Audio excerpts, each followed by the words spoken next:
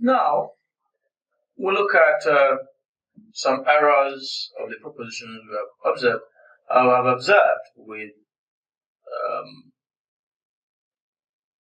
in the field of business. Usually, I see on signboards people advertising businesses. Again, that's another thing we have to correct. We have signboard and we have signposts. Now, people tend to use this one as this one. And these errors spring from, I wouldn't know, but we were using signboard for what it is. All of a sudden, we're told to start using signposts. Signposts are signs put on the road to tell the road user what to expect, what is ahead of them. That's a signpost. A signpost gives you the nature of the road you are using. A signboard is a board, whether it is metal or wooden, in front of a shop describing the business that the shop does. That's a signboard. All right. So it shouldn't, one shouldn't be mistaken for the other. Use signpost for what it is and signboard for what it is. Signposts are more or less road signs. Signboards are business signs.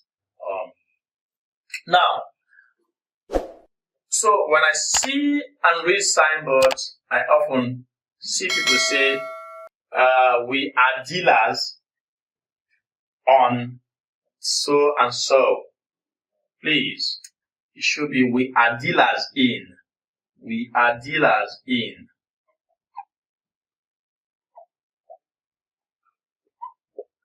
Alright? Father trades on shoes. That's wrong. Father trades in shoes. We deal on building materials. Wrong. We deal in building materials. We deal in building materials. Alright? In law, amongst our lawyers is the expression charged for. The English language does not use charge with for in that sense. Alright? The girl was charged for robbery. It's not good English. The girl was charged with robbery. Right? And I tell you, these are the little reasons why people don't do well in JAMB examinations, because you go to the exam hall with the hope that you know the English language, and then a simple question such as the girl was charged dash robbery is given to you. Obviously, with your eyes closed, you choose the option that has a for.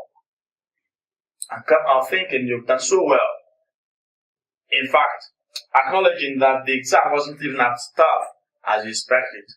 But when the result comes out, it will beat your imagination. So, the girl was charged with robbery is the correct thing. Now, I have a number of other misused prepositions. This one brings confusion in what choice, on behalf of or in behalf of. Now, these two are correct English phrases. The two of them are correct when correctly used and will be wrong when wrongly used. On behalf of means acting in another person's capacity, in another person's state. He is here on behalf of his boss. He is here on behalf of his boss. In behalf of is slightly different. In behalf of shows a situation where somebody is capable of doing something for another person who is not capable of doing it. Now, I said he is here on behalf of his boss. His boss is capable of coming. Of course, if he could come, then his boss can as well afford to come. But because of schedules, the boss has to send him to represent him. But in the case of in behalf of, let us have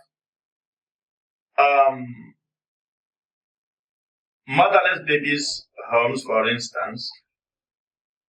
You have children who can't go to the government house to get help. So, the coordinator of that motherless baby's home goes to the government to plead assistance. And get this, the person is getting it in behalf of the children in the home. Alright? The minister got aid in behalf of the IDPs. The minister got aid from whomever, philanthropic organizations and individuals, in behalf of the IDPs, the internally displaced people. Alright? So that's how in behalf is used. In behalf is not used when somebody is not there just because he can't come, but because he doesn't even have the means to come. Right? So if I receive an award for somebody else who didn't attend the award ceremony, I do it on behalf of that person, not in their behalf. The bank has an award. Don Jazzy takes it for him. That is on behalf of the bank, not in his behalf.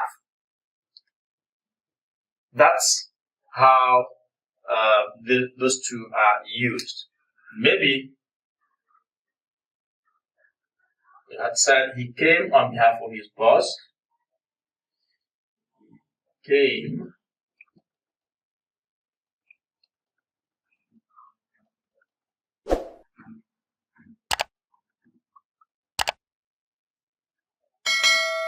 she took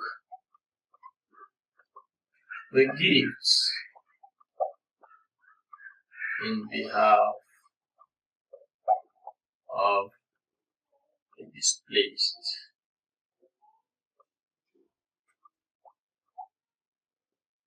People.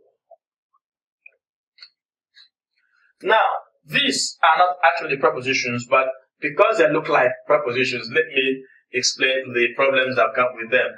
Onset and outset. Now, these are nouns actually, but a lot of times I observe this use, and since I'm working on preposition and they come in, let's just straighten them out. Now, on onset and outset, what is the difference? The two of them indicate beginning.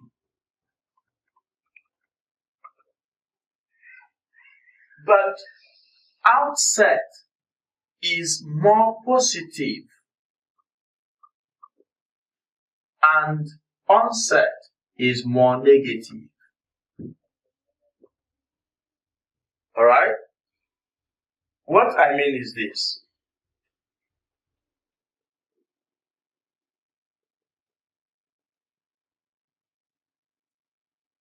From the onset of old age,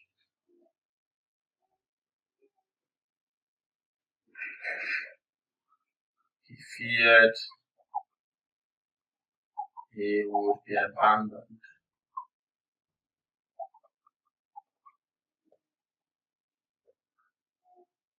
From the onset of old age, he feared he would be abandoned.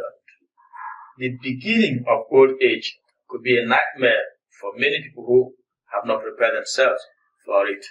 Right? So that, of course, it signals the end of enjoyment, so to speak. That could take onset onset of diseases, we had coronavirus. From the onset of the coronavirus pandemic, right? We have bad weather in this part of the world, Harmattan, though no longer as severe as it used to be, but Harmattan could take onset. Winter in Europe and other parts of the world will take onset. That's severe bad weather, all right? But outset, like we said, is more positive. So from the outset of the relationship, he knew they would get married.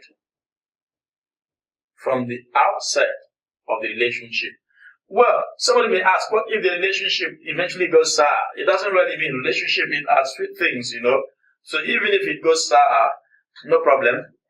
Go your different ways, but enjoy the moment it lasts. So, outset is used in such respect. From the outset of the journey. From the outset of the journey, we knew it would be tough, right? So, this is how far we can go with our work on prepositions.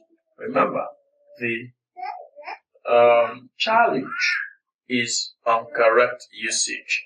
Use the guidelines I've given you in these two videos on prepositions to figure things out. And you know what I usually say, because the English language is a universal language. I tell you, use the dictionary quite often, and please be sure of the dictionary you use, especially those of you who prefer the use of online dictionaries. Be sure of the dictionary you use to be accurate, because there are so many dictionaries with different concepts that might not be so grammatically accepted. So find out, check the dictionary. If it is consistent with what we say here, or if there are differences, why the difference, and all of that. We will, when necessary, as we take you along. Please subscribe, please like, please share these videos, and always be with us. Thank you so much.